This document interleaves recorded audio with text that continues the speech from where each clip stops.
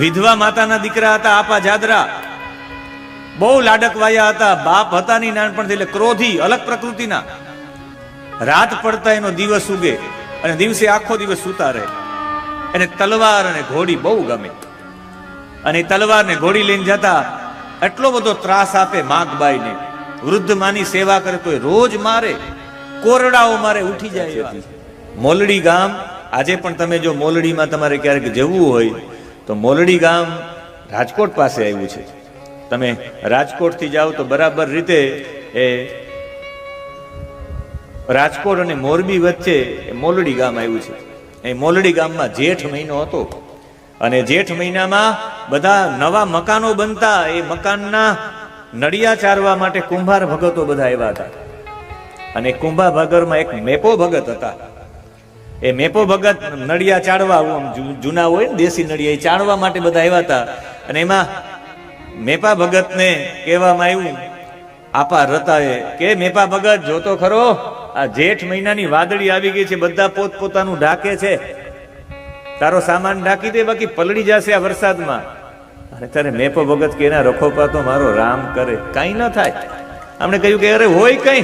એને ઉપરથી પોતાનું કેડિયું હતી, એ કેડિયું આમ ફેંકવું પોતાના નિંભાણા ઉપર, અને નિંભાણા ઉપર જેવું કેડિયું પડ્યું આખા ગામમાં વરસાદ થયો, બધાના નિંભાણા પલળી ગયા. મેપા ભગત નું નિંભાણું ન પલળ્યું. કેડિયું નાખ્યું કે મારો રામ રક્ષા કરે. એને કહ્યું કે ગજબ છે, એટલામાં જ વરસાદ ન થયો, ખાલી કેડિયું જ ફેંક્યું ઉપરથી. અને કહ્યું તમારી પાસે એવી કઈ શક્તિ છે? કે મારી પાસે શક્તિ નથી, મારા ગુરુ પાસે છે. ગેબીનાથ મારા ગુરુ છે, ગેબીનાથજી પાસે ચાલો તો ખ્યાલ આવે. ભોઈ રે હું રોજ માટેની પાસે સત્સંગમાં જાઉં. અને આ ગેબીનાથ એ સમયના બહુ મોટા મહાપુરુષ.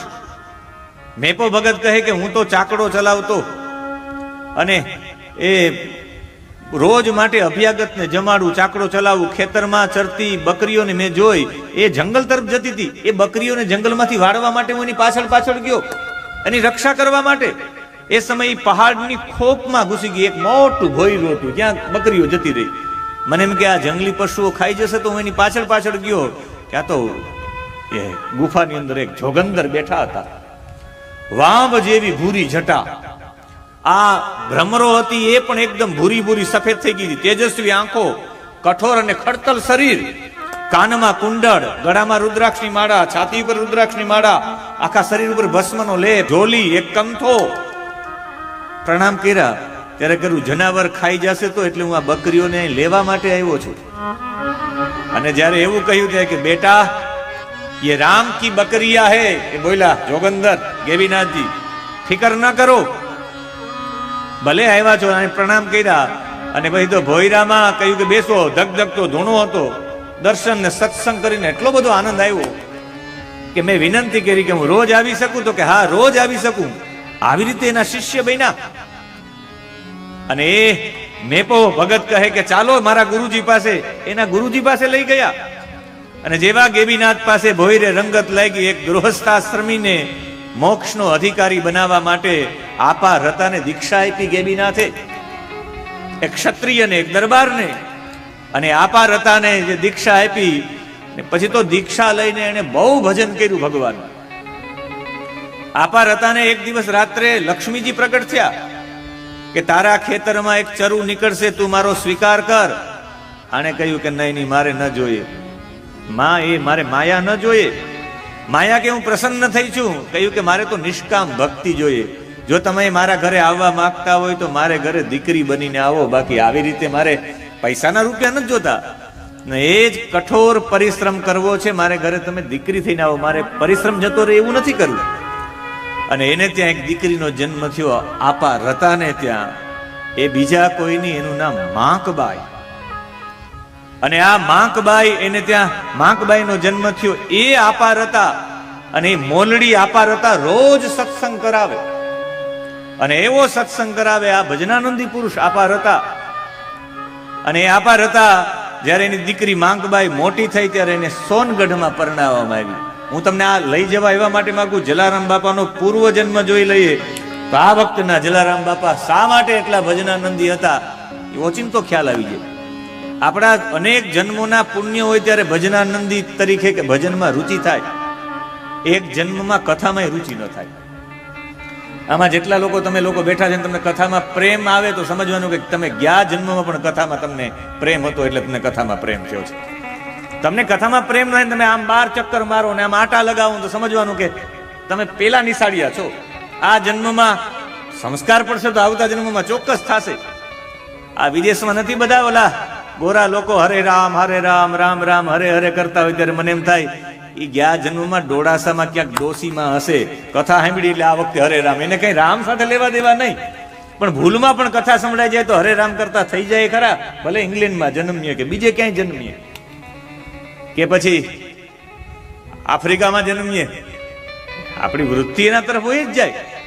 અને એ વૃત્તિ વહી જાય એટલે સોનગઢમાં આપા જાદરા સાથેના લગ્ન થયા. વિધવા માતાના દીકરા હતા આપા જાદરા, બહુ લાડકવાયા હતા. બાપ હતા ની નાનપણથી, એટલે ક્રોધી, અલગ પ્રકૃતિના. રાત પડતા એનો દિવસ ઉગે અને દિવસે આખો દિવસ સૂતા રહે. એને તલવાર અને ઘોડી બહુ ગમે અને તલવાર ને ઘોડી લઈને જતા એટલો બધો ત્રાસ આપે માગબાઈને. વૃદ્ધ માની સેવા કરે તો રોજ મારે, કોરડાઓ મારે, ઉઠી જાય એવા. પણ સારા બાપની દીકરી અને કેમ કહી શકે ઘરે. એક વખત ત્રમટા શાખાના રબારીઓના બેનો ત્યાં ગયા હટાણું કરવા અને કહ્યું કે તમારા માં તો બીમાર છે. અને જ્યારે માગબાઈ આવી વાત સાંભળી કે મારી માં બીમાર છે એટલે મોલડીથી સોનગઢ આવ્યા હતા. માગબાઈ એની સાસુમાને કહ્યું કે ભાઈ હું જાઉં છું, મારી માં બીમાર છે, અત્યારે તમારા દીકરા નથી એટલે એને પૂછતી નથી, તમને પૂછીને જાઉં છું. ઘરે ગયા, માની તબિયત જોઈને, પછી તો માની તબિયત જોઈને રડવું તો આવતું હતું પણ પોતાના દુઃખનું પણ રડવું આવતું હતું. અને એ દુઃખનું રડવું આવતું હતું ત્યારે ધીરજ ધરીને આખી વાત પોતાના પિતાજીને કહી જણાવી. પિતાજીએ કહ્યું કે ધીરજ રાખ, ઠાકર સૌનું સારું કરશે. એ સમયે આપા જાદરાને ખબર પડી કે આ તો એના મમ્મી બીમાર છે, એના માતૃશ્રી બીમાર છે, એની ખબર કાઢવા ગયા. આપા જાદરા પણ ત્યાં ઘોડી લઈને આવ્યા. બાપને ખબર પડી આપા રતાને કે એટલી મારી દીકરી પર ત્રાસ કર્યો, કોરડા માર્યા, તો એ સ્વાગત તો એવું જ કર્યું જેવું જમાઈનું થાય. કોઈને ખબર ન હોય એમ બરાબર વાડું કર્યું ને પછી કહ્યું કે તમારે રોકાવ હોય તો અહીં રોકાવ, હું વાડીએ રખોપા કરવા જાઉં, વાહુએ જાવ. ત્યારે આને કહ્યું કે હું પણ સાથે આવું. આપા જાદરા ને આપા રતા બંને લોકો રાત્રે વાહુ કરવા માટે ગયા. એના માટે સુવાનો પ્રબંધ કરીને સુવડાવી દીધા અને એક ખાખરાની નીચે ખાખરાના પત્તાનો ધૂણો કરી હાથમાં માળા લઈ ને આને ચાલુ કર્યું રામ રામ રામ. એક તરફથી માગબાઈનું દુઃખ કે મારી દીકરી ઉપર એટલો ત્રાસ, ને એને એક ભજન ઉપાડ્યું, મારા વાલા વેલા રે પધારો સંતોની વારે. એવું ભજન ગાયું કે તો બજા બરાબર બીજો પ્રહર થયો અને રાત્રિનો બીજો પ્રહર થયો ને હાવજની ત્રાડ સંભળાણી, જાનવરોનો કોલાહલ થવા માંડ્યો. અને જેવી સિંહની ત્રાડ સંભળાણી ત્યાં તો ત્રાગ મોત્ર મોકળા થઈ ગયા. એવું લાગતું હતું કે અહીં નજીકમાંથી બોલે, અહીંયાથી બોલે, અહીંયાથી બોલે, અહીંયાથી બોલે. અને એના માટે તો મેઘાણી સાહેબે તો હાવજની ત્રાડ કેવી સંભળાય એના માટે વર્ણન કર્યું છે. હાવજ કરજે રાવણનો રાજા કરજે, ગિરકાંઠાનો કેરી કરજે, એ રાવતગઢનો હરી કરજે, કડપાતળીનો ચોંધો કરજે, મોફાડી માટેનો કરજે. જાણે કો જો ગંધર કરજે, નાનો એવો સુંદર કરજે. જાણે કો જો ગંધર કરજે, નાનો એવો સુંદર કરજે. હાવજ કરજે, હાવજ કરજે, હાવજ કરજે. હાવજની ત્રાડ સંભળાણી. આપા રતાએ હેતથી બોલાવ્યો, જેવો સિંહ સામે આવીને ઉભો. આપા રતાએ કીધું બેટા મોતીરામ, આજે મોડું કેમ તાપવામાં? કે તો સિંહ એની બાજુમાં આવ્યો. હાવજને મોડું થયું એમ માફી માંગતો એમ બે હાથ આગળ કર્યા, માથું નમાયું અને આપા રતાનો પગ ચાટવા માંડ્યો. ત્યાં તો આને જોયું કે ઓહો, આ આપા રતાના ચરણોની સેવા કરે હાવજ. અને તાપવા બેસી ગયો. પીઠ ઉપર આપા રતાએ હાથ ફેરવો કે ગંગારામ ક્યાં છે? આ સિંહનું નામ મોતીરામ રાખ્યું હતું ને બીજા સિંહનું નામ ગંગારામ રાખ્યું હતું. ત્યાં તો સિંહની ત્રાડ બીજી સંભળાણી. क्या क्या करते ડુંગર ના ગાળા માં કરજે કડબી ના ખેતર માં કરજે ગામતણા પાદર માં કરજે નદીઓનું ભેતર માં કરજે ગીરીઓનું ગોહલ માં કરજે ઉગમનો આ ધમરો કરજે ઓરો ના ગેરો કરજે હાવજ કરજે હાવજ કરજે હાવજ કરજે વનરાવણ મહારાજા કરજે હાવજ હરજે હાવજ કરજે વનરાવણ મહારાજા કરજે હાવજ કરજે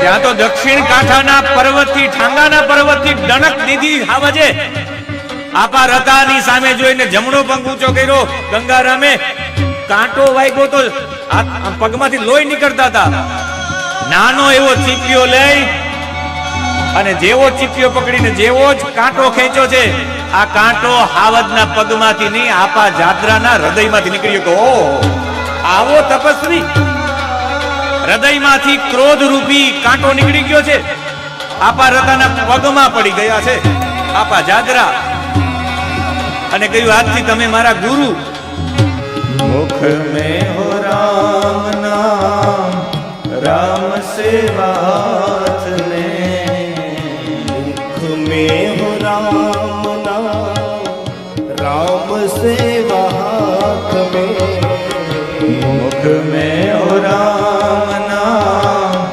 राम सेवा हाथ में मुख में हो राम नाम राम सेवा हाथ में तू अकेला नहीं प्यारे राम तेरे साथ में तू अकेला नहीं प्यारे राम तेरे साथ में सीताराम सीताराम सीताराम कहिए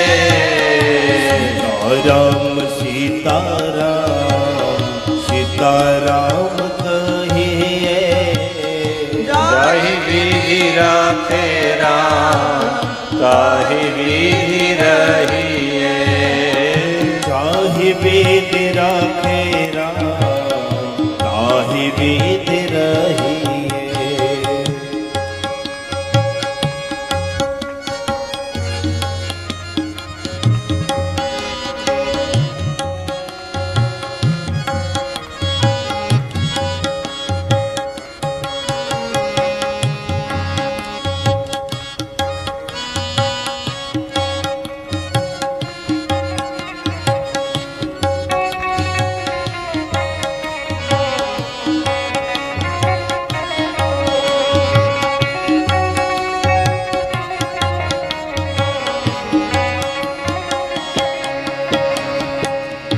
आशा एक राम जी से दूजी आशा छोड़ दे आशा एक राम जी से दूजी आशा छोड़ दे आशा एक राम जी से दूजी आशा छोड़ दे आशा एक राम जी से दूजी आशा छोड़ दे नाता एक राम जी से दूजा नाता तोड़ दे नाता एक राम जी से दूजा नाता तोड़ दे सीताराम सीताराम सीताराम कहिए सीताराम सीताराम सीताराम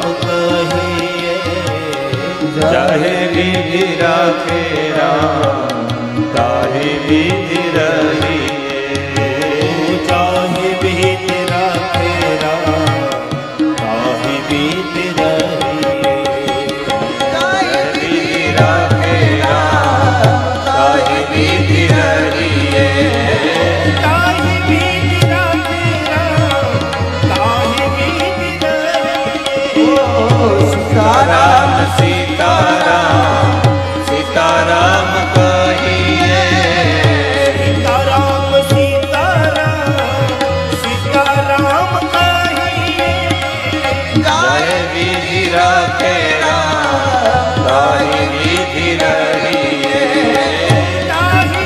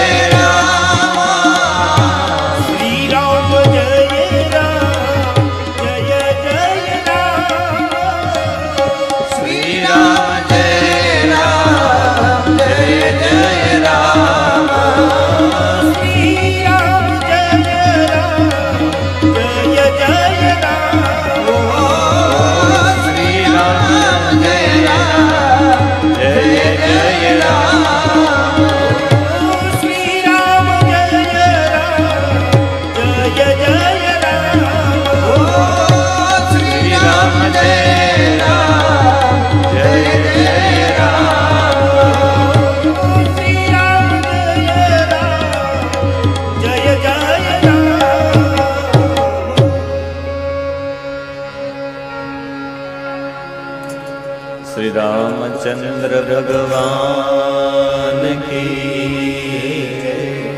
श्री हनुमान जी महाराज की, श्री द्वारिकाधीश की, श्री जलाराम बाबानी, श्री वीरबाई मात की। नमः पार्वती पतये।